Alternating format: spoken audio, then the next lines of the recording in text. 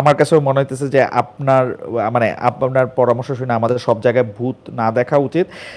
Well, আপনি আপনার যিনি প্রতিদ্বন্দ্বী প্রার্থী হতে পারেন বলে যারা মনে করতেছেন তারা নিয়ে আপনি কোনো কথা বলতে চান না, বিকজ যে এইটা আপনার কাছে ডিসেন্ট মনে হয় না।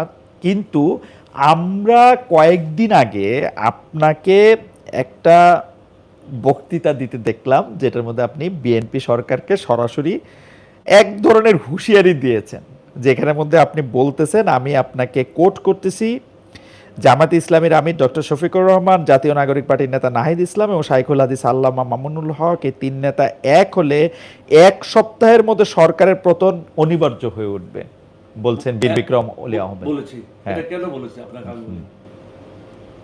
জামায়াতের রাজনীতি আমি অবজার্ভ করতেছি গত প্রায় 30-40 বছর থেকে। অ্যাবসলিউটলি। তারা যেভাবে সংঘবদ্ধ, অন্য রাজনৈতিক দলগুলি এই ধরনের সংঘবদ্ধ না, এই ধরনের শৃঙ্খলাও নেই। তারা যদি চেষ্টা করে 24 ঘন্টার মধ্যে ঢাকাতে 20-30 লক্ষ লোক সমাগম করতে পারে এবং তাদের লোক মাঠ থেকে পলায়ন করবে না। যখন প্রচুর বৃষ্টি হচ্ছে, মুষলধারে বৃষ্টি হচ্ছে, একটা লোকও কিন্তু নিজের জায়গা থেকে নড়বে না। অন্যান্য রাজনৈতিক দলের লোকেরা কিন্তু এভাবে থাকবে না। আমাদের অনেক রাজনৈতিক দলের নেতারা বিভিন্ন জায়গায় মিটিং করেছে হাসিনা বিরোধী আন্দোলনের সময়। 2 কিলোমিটার দূরে ঠুস করে একটা ফায়ার হয়েছে, সবাই 1 সেকেন্ডের মধ্যে উদাও, কেউ নেই। কিন্তু জামায়াতের লোকেরা সেভাবে পলায়ন করে না, তারা আগের দিকে অগ্রসর হয়। আমি ওই জন্য ওই জিনিস উপলব্ধি থেকে এটা সরকারকে সাবধান করে দিয়েছি যে এই ধরনের পজিশনে যাওয়ার কোনো দরকার নাই। এটা মিন করি নেই। অনেকে এটা টাইনে নিজের গায়ের উপর নিয়েছে যে আপনি একটা সরকার পতনের ডাক দিলেন কিনা, ডাক দিলেন। এখন কেউ যদি আপনি মনে মনে কলা খান, আমি তো কিছু করতে পারবো না। আমি বলেছি যে তারা এরকম একটা কাজ করার সামর্থ্য রাখে। সুতরাং যেটা আপনারা সংস্কারের জন্য রাজি হয়েছেন, মিনিমাম সংস্কারগুলি করেন। বাকি যেগুলি করতে পারবেন না সেটা নিয়ে আপনারা বিরোধী দলের সাথে বসেন, বসে একটা আলাপ আলোচনার মাধ্যমে এটা একটা চূড়ান্ত পর্যায়ে নিয়ে যান। কারণ বিরোধী দল একটা জিনিস বলছে বারবার যে আমরা আপনাদেরকে সহায়তা করতে চাই সরকার পরিচালনা করার জন্য। সুতরাং এই সুযোগটা আপনারা নিচ্ছেন না কেন? আপনারা গায়ে পড়ে লাথি দেবেন কেন? ওকে, ধরেন আমি যদি একটু অতীতে ফিরা যাই, আপনি সরাসরি কথা বলতে পছন্দ করেন। এই যেমন এখন আপনি মানে ওই দিনকার বক্তৃতাটার ব্যাপারে তো আপনাকে নানা সময়ে সাংবাদিকরা এসে নানা কথা জিজ্ঞেস করছে, আপনি একই কথা কিন্তু বলে গেছেন যে আমি সাবধান করার জন্য এবং এই পজিশনে থেকে আপনার পজিশনটা ক্লিয়ার। আমি যদি একটু অতীতে ফিরা যাই, যে 2001 থেকে 2006 সালে 4 দলীয় একটা জোট ছিল, বিএনপির সাথে জামাতে ইসলামী ছিল, জাতীয় পার্টির একটা অংশ ছিল ইসলামী শাসন, ওই দলটাকে ইসলামিক শাসন মানে মুফতি আমিনীর যে দলটা, ওই দলটাও ছিল। অনেকেই বলে থাকেন, আমরা সত্য মিথ্যা জানি না, কারণ এগুলি কোথাও কোনো একদম রজেটা স্টোনে লেখা নাই, যে আপনি জামায়াতে ইসলামীর জোটভুক্ত হওয়া বা তাদের পরবর্তীতে তাদের দুইজনরে মন্ত্রী করা, এগুলো আপনি পছন্দ করেন নাই। অনেকেই বলে থাকেন একদম 100% মিথ্যা। আপনি পছন্দ মানে 100% মিথ্যা। আচ্ছা, বরং জোট করার ব্যাপারে আমি মুখ্য ভূমিকা পালন করেছি। কেন জামাতের সাথে তো আপনি এটা লাগালাগি, সারা বাংলাদেশে জোট হইলো, আপনার আসনে জোট হয় নাই। যতগুলি মিটিং হয়েছে, হ্যাঁ, আপনি জামাতকে জিজ্ঞাসা করেন, মুজাহিদের ছেলে জীবিত আছে, নিজামী সাহেব আমার বাসায় আসছে, মুজাহিদ প্রায় প্রত্যেক মাসে 2-3 বার আসতো, আব্দুল কাদের মোল্লা আসতো। সেইটা আসতে পারে না, ওটা না, সেইটা আসতে পারে, জন্য আসতো। কিন্তু আপনি আপনি আপনি আপনি আপনি জিনিসগুলি দেখেন, হচ্ছে কি জানেন, যারা ভারতের বয়ান বহন করে তারা কিন্তু আমাকে সমাজে হেয় প্রতিপন্ন করার জন্য এই কথাগুলি বলে। আচ্ছা, তাহলে আপনি এটারে কি বলেন? বিএনপির বন্ধু না, তারা বিএনপির সাথে আমার দূরত্বটা সৃষ্টি না, করার জন্য ধরেন 2001 সালের জাতীয় নির্বাচনে সারা বাংলাদেশে জোট হইছে। আমি আপনাকে এখানে একটু কথা বলি, যে চট্টগ্রাম 14 আসনে কিন্তু জামাতের প্রার্থী ছিল। 1996 সালে আমি 2টা আসন থেকে নির্বাচিত, রাইট। একটা হলো জামাতের সিট, সাতকানিয়া, হ্যাঁ, আর একটা হলো চন্দনের সাতকানিয়া। আমি 2টা থেকে জিতে আসি। বিএনপি কখনো সাতকানিয়ার থেকে জিতে নাই, জিতবেও না। আমি 2টা থেকে জিতে আসি। তখন কিন্তু বিএনপির 28 জন মন্ত্রী হারিয়ে যায়। বিএনপির 28 জন মন্ত্রী যদি সেদিন জিতে যেত, তাহলে বিএনপি সরকার গঠন হতো। আমিও তো মন্ত্রিসভার সদস্য ছিলাম, আমি তো আল্লাহর মেহরবানিতে হারান নাই। নবীর দয়ায় আমি 2টা সিট বিএনপিকে উপহার দিয়েছি। আমি একজন মুক্তিযোদ্ধা যে জীবন দিতে গিয়েছিল, তার কাছে 2টা সিট 3টা সিট বড় না, হ্যাঁ আমি সব সিট দিয়ে দিতে পারি। হ্যাঁ এটা আমার বিরুদ্ধে একটা বয়ান সৃষ্টি করেছে। না না কিন্তু না আমি বলছি আপনাকে কিন্তু শেষ করি। জি জি জি আমার বিরুদ্ধে একটা বয়ান সৃষ্টি করেছে কেন জানেন? হ্যাঁ বলেন তো। বিএনপি থেকে আমাকে দূরে সরাই দেওয়ার জন্য, যেটা তারা সফলভাবে করেছে। অথচ জামায়াতের সাথে আমার কোনো দূরত্ব ছিল না। দূরত্ব থাকলে এরা কখনো আমার বাসায় আসতো না। এমনকি 2016 সালে যখন নির্বাচনের সময় আসলো, জামায়াতের লোকেরা তখনও জোটে ছিল, আমিও জোটে ছিলাম, আমাদেরকে কয়টা সিট দিল? জামায়াত সিট চাইল 30টা, জামায়াতকে বললো 20টা সিট দেব। শেষ পর্যন্ত 20টা সিটে তারা রাজি হলো, এবং জামায়াতকে তারা বলে দিল দানের শীষ তারা দেবে না। জামায়াত তখন অসহায়, কারণ তাদের নিবন্ধন ছিল না, তারা সবাই আমার ঘরে আসছে। আপনি জিজ্ঞাসা করেন, আবু তাহেরের নেতৃত্বে সবাই আমার ঘরে আসছে। আমার সাথে তাহের ভাইয়ের কথা হয়েছিল কোনো একটা প্রসঙ্গে, এটা আমি তাহের ভাইয়ের কাছেও আমি তাহেরকে বললাম যে ভয়ের কোনো কারণ নেই, আমি সাতামার কায় নির্বাচন করতেছি, তোমরাও সবাই সাতামার কায় নির্বাচন করো, কিন্তু ঐক্যবদ্ধভাবে থাকো, ঐক্যটা ভাঙিও না। ওকে আপনি আমি কিন্তু ঐক্যটা ধরে রাখার জন্য, আমি আপনাকে একটু বলে দিই, আমি ঐক্যটা ধরে রাখার জন্য সারা জীবন আপ্রাণ চেষ্টা করেছি। কিন্তু আমার বিরুদ্ধে ভারতের যারা দাস, সেবা দাস, তারা সব সময় চেষ্টা করেছে না কিন্তু বিএনপির সাথে, যেমন এইবার কিন্তু আপনি কিন্তু এবারের কথা শুনেন, আমি তালিকা দিয়েছি, তাহলে তাদের উচিত ছিল আমাকে ডেকে বলা একটা সিট দেবো, 2টা সিট দেবো, বা কোনো সিট দিতে পারবো না, একটা কথা তো বলতে পারতো না। এইটা পলিটিক্সে একটা কথার কথা আছে, আমি আমার কথার কথা আছে যে আপনার সাথে কথা বলতে লোকে একটু ভয় পায় বা একটু অস্বস্তিতে বোধ আমার করে। লোককে ডাকতে পারতো, আচ্ছা, মহাসচিবকে ডাকতে পারতো, বিকজ আপনি ওটা না, মহাসচিবকে ডাকতে পারতো, মহাসচিবকে বলতে পারতো তুমি 3জন লোক নিয়ে আসো, আমি তো কখনো যেতাম না। মহাসচিবকে বলতে পারতো তোমার দলের 3টা লোক নিয়ে আসো, আমরা কথা বলি। আমি তো এরকম আনরিজনেবল লোক না, আমি ওখানে লিখে দিয়েছি এই 10 জনের মধ্যে যদি একজনও ফিট মনে না করো, দেওয়ার কোনো প্রয়োজন নেই, আমরা একসাথে কাজ করবো। ওকে, আমি তাহলে আপনাকে তাহলে আরেকটু আগাই, 2001 থেকে একটু আগাই, 2006 থেকে একটু আগাই। আপনি যদি আনরিজনেবল লোক নাই হবেন, বাংলাদেশের রাজনীতি একটা পর্যায়ে আইসা একটা ক্রস রোডে দাঁড়াইছিল, সেটা হচ্ছে আমরা যেটাকে 111 বলি। 111 প্রসঙ্গে আমি পরে আসি। আপনার সাথে বদরুদ্দোজা চৌধুরী সাহেবের প্ল্যাটফর্মটা কেন ওয়ার্ক করলো না? আমি এটা বলি, বদরুদ্দোজা সাহেব আমার সাথে কথা বলেছিল, হ্যাঁ, শেখ রাজ্জাক আলী, আমরা 3 জনে মিলে মিটিং করেছিলাম। মিটিং করে আমরা সিদ্ধান্ত নিলাম, যেহেতু বিএনপির সাথে আমাদের বনিবনা হচ্ছে না বিভিন্ন কারণে, কারণ আমরা চেয়েছিলাম যারা দুর্নীতি করেছে তাদেরকে জেলে নিক্ষেপ করতে হবে, দুর্নীতির বিরুদ্ধে আমাদেরকে প্রতিবাদ করতে হবে, দলের মধ্যে যারা চাঁদাবাজ আছে তাদেরকে বের করতে হবে। এটা যখন হচ্ছে না, তখন আমরা সিদ্ধান্ত নিলাম একটা পৃথক দল করব। কিন্তু বদরুদ্দোজা সাহেব কোনো অপেক্ষা না করে তিনি কুলা মার্কা নিয়ে, ও আচ্ছা আচ্ছা আচ্ছা আচ্ছা, মানে এলডিপির আগে বিকল্প ধারা উনি করে নিলেন। হ্যাঁ, বিকল্প ধারা করার পরে উনি মার খেলেন রেল লাইনে, হ্যাঁ ধাওয়া। মার খাওয়ার পরে উনি আমার কাছে ব্রিগেডিয়ার গিয়াসকে পাঠালেন। ব্রিগেডিয়ার গিয়াস হল উনার শালক, উনি এই লাইনের শেষ মাথায় ছিলেন। গিয়াস আসলো, বললো যে বিচৌধুরী সাহেব মানসিকভাবে বিধ্বস্ত, আপনাকে যাইতে বলছে। আমি ঠিক আছে, রাত্রে 12টার পরে উনার ডিসপেন্সারিতে যাব, বাসায় না, কারণ উনি আন্ডার ওয়াচ আছেন। উনার ডিসপেন্সারিতে গেলাম, রাজ্জাক আলী সাহেবকে নিয়ে গেলাম, ওখানে বসলাম।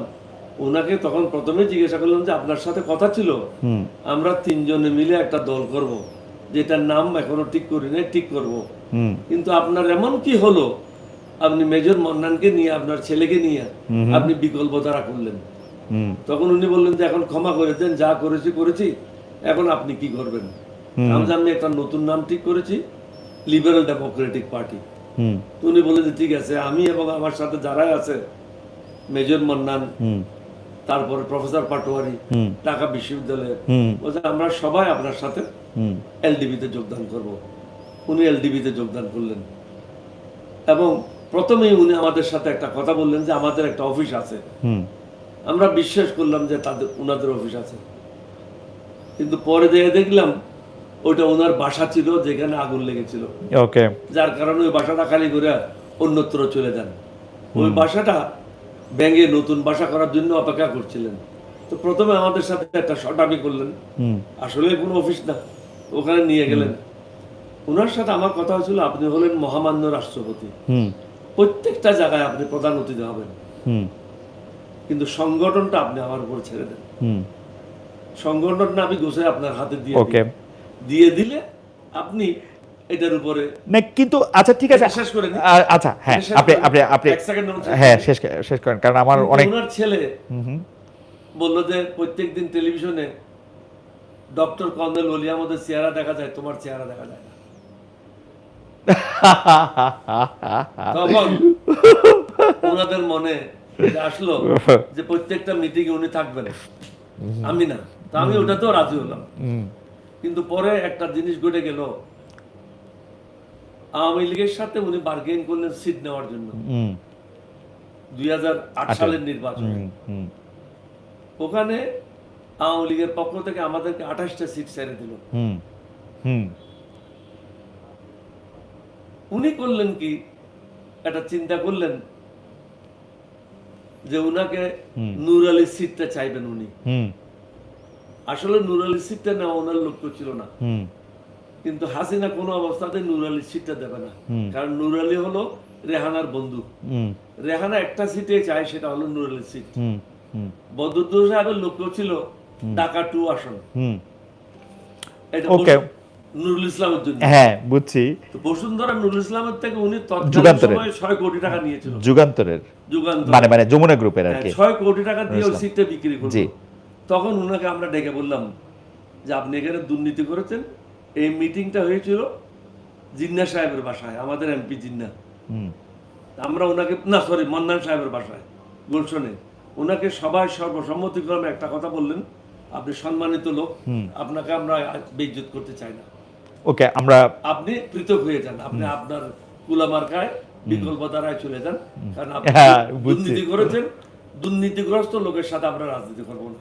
তখন তিনি মেজর মান্নান আর ওনার ছেলেকে নিয়ে আবার বিকল্প ধারা। ওকে স্টোরি। ওকে, আমার দু একজন দর্শকের কথা পড়ি। মহিবুল ইসলাম, 71-এর সিদ্ধান্ত ঠিক নাকি ভুল ছিল তা তৎকালীন নেতারাই জানেন, তখন ব্যবস্থা না নিয়ে আজ যারা ছিলই না তাদের উপর দায় চাপিয়ে ক্ষমা বা পক্ষে টানতে বলা চরম মূর্খতা। ওয়েল, এটা আপনার ওপিনিয়ন। আমারে একজন বলছেন মশিউর রহমান, উনি বলছেন বিএনপির 1 মাসে না, রূপন ইসলাম উনি বলছেন 1 মাসের জন্য দেশে এসে বিএনপির চামচামি করতে একেবারেই থেকে গেলেন খালেদ ভাই। Okay fine. মশিউর রহমান বলছেন বিএনপির কথা বললে হয় চামচামি, আর জামাতের কথা বলে সেটা ভালোবাসার ইমান। আমি যে জিনিসটা আপনার কাছে জানতে চাইতেছিলাম, যেটা একটু ছোট করে যদি আপনি একটু বলেন, কারণ সেই ব্যাপারটা হলো আপনি তো বিকল্প ধারা বদরুদ্দোজা চৌধুরী সাহেবের সাথে আলাদা দল করা, তারপর আবার পৃথক হওয়া, তারপরে হ্যাঁ মানে ওনারা আসলেন, তারপরে ওনারা বিকল্প ধারা, এই সবটা আপনি বললেন।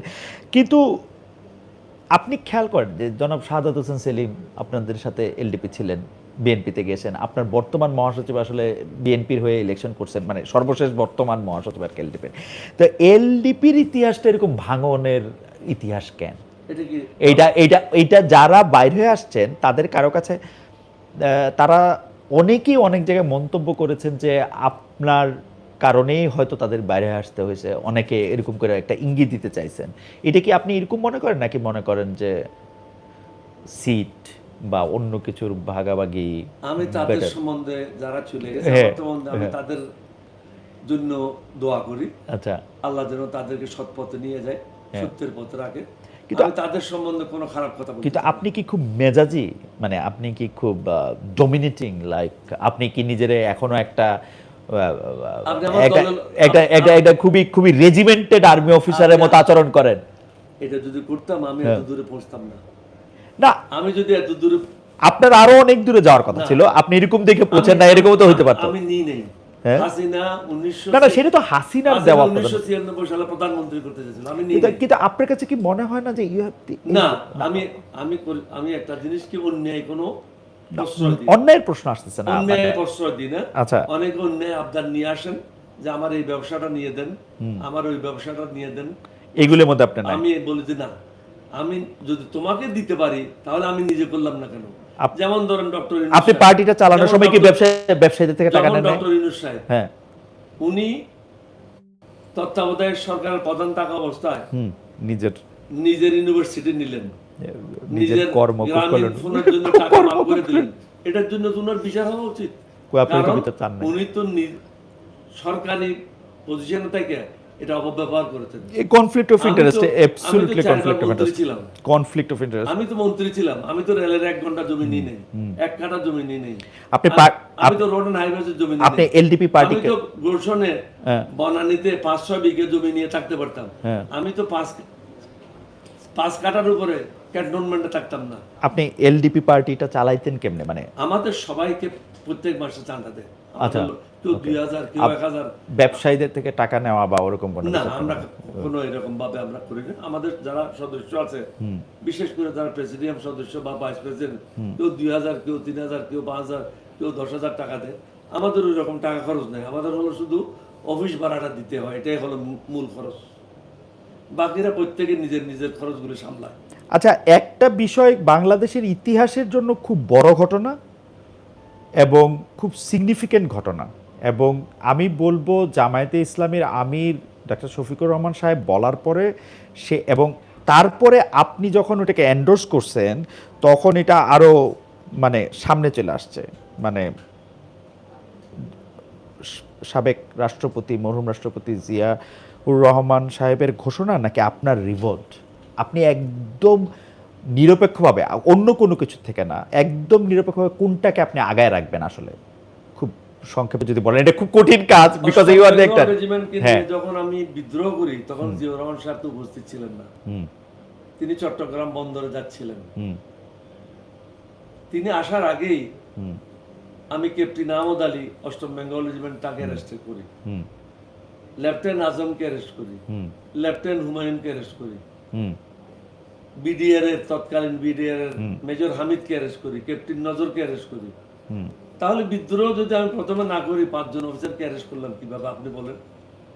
পাকিস্তানি 5 জন অফিসারকে, যারাই ছিল পাকিস্তানি না, ইতিহাসে যদি আপনি নির্ভর করে দেখেন যে জিয়াউর রহমান সাহেব একটা ঘোষণা দিতেছেন এবং আপনি উই রিভোল্ট বলতেছেন, যেভাবে শফিকুর রহমান সাহেব বলতেছেন জামাত ইসলামের আমির, যে আপনি স্বাধীনতার ঘোষণা বা সূচনা করেছিলেন। Is it like? না না না, উনি স্বাধীনতার ঘোষণার কথা বলেন।